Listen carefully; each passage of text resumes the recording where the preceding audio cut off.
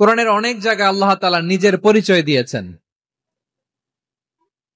নিজের পরিচয় তিনি বিভিন্ন আয়াতে বিভিন্ন সূরায় পেশ করেছেন। 3টি জায়গায় খুব এক্সক্লুসিভলি আল্লাহ তাআলা নিজের পরিচয় দিয়েছেন। এক হচ্ছে সূরা বাকারার 255 নম্বর আয়াতে, মানে আয়াতুল কুরসি।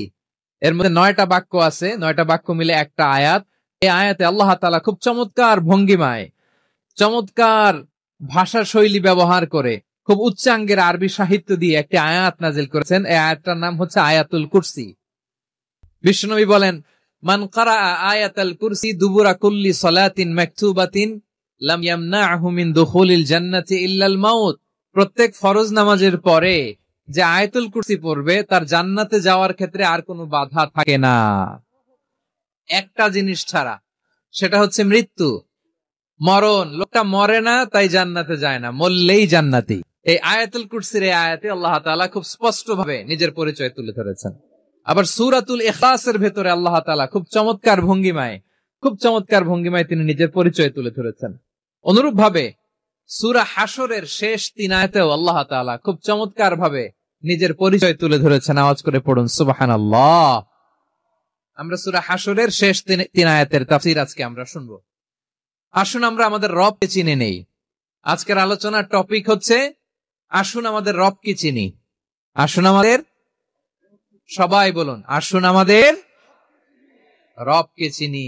সূরা হাশরের শেষ 3 আয়াতের একটা বিশেষ ফজিলত আছে, এটা আপনারা পড়বেন। কি ফজিলত? বিষ্ণু ঈসা ইসলাম বলেন, মান ক্বালা হিনা ইউসবিহু সালাসা মাররাতিন আউযু বিল্লাহিস সামিউল আলিম মিনাশ শাইতানির রাজীম সুম্মা ক্বারাআ সালাসা আয়াতিন মিন আখিরি সূরাতিল হাশরি ওয়াক্কালাল্লাহু বিহি ৭০,০০০ মালাকিন ইউসাল্লুনা আলাইহি ওয়া ইন মাতা ফি যালিকাল ইয়াউমি মাতা শাহীদান।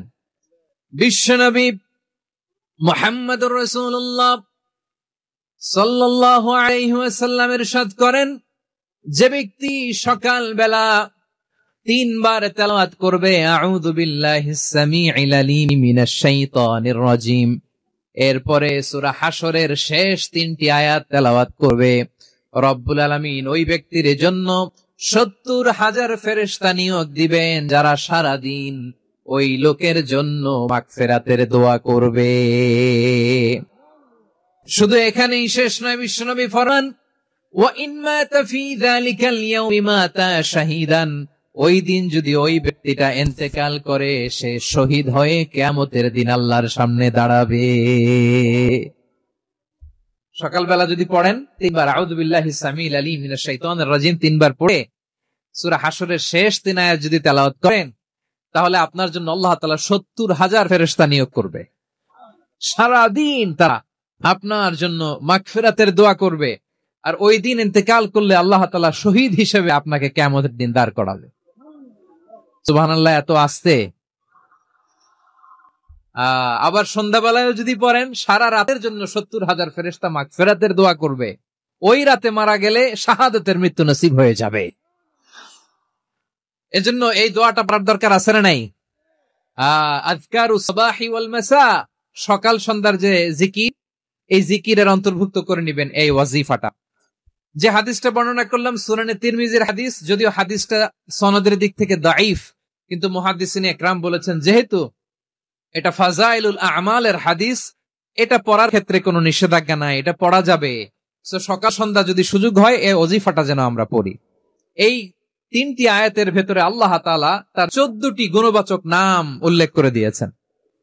কয়টি? আওয়াজ করে বলেন তো, যারা শুনতে পেয়েছেন বলেন, এই 3টি আয়াতের মধ্যে আল্লাহর কয়টি সুন্দর সুন্দর গুণবাচক নাম আছে বলেন তো? কয়টি? সবাই বলেন কয়টি? 14টি গুণবাচক নাম, চমৎকার চমৎকার নাম। যে নামগুলো যদি আমরা আজকে পড়ি, শুনি, জানি, আল্লাহ তাআলা সম্পর্কে ব্যাপক ধারণা, ইনডেপথ, আমার রব সম্পর্কে ইনডেপথ নলেজ নিয়ে আজকে আমরা ফিরতে পারবো ইনশাআল্লাহ। বলেন সবাই। আসুন আমরা আল্লাহ তাআলার এই চমৎকার চমৎকার 14টি নামের ব্যাখ্যা বিশ্লেষণ আজকের এই তাফসীর ময়দান থেকে জানি। প্রিয় ভাইয়েরা, আল্লাহর অনেক সুন্দর সুন্দর নাম আছে, আমাদের উচিত এই নামগুলো দিয়ে আল্লাহকে ডাকা। ভাই, তোমরা যদি ড্রোন একেবারে আমার মাথার সামনে নিয়ে আসো তাইলে হবে? একটা নিরাপদ দূরত্বে রাখতে হবে, এই ড্রোনের সাউন্ড যেন আমি না পাই। সেফ জোনে থাকতে হবে, দূরে থাকো।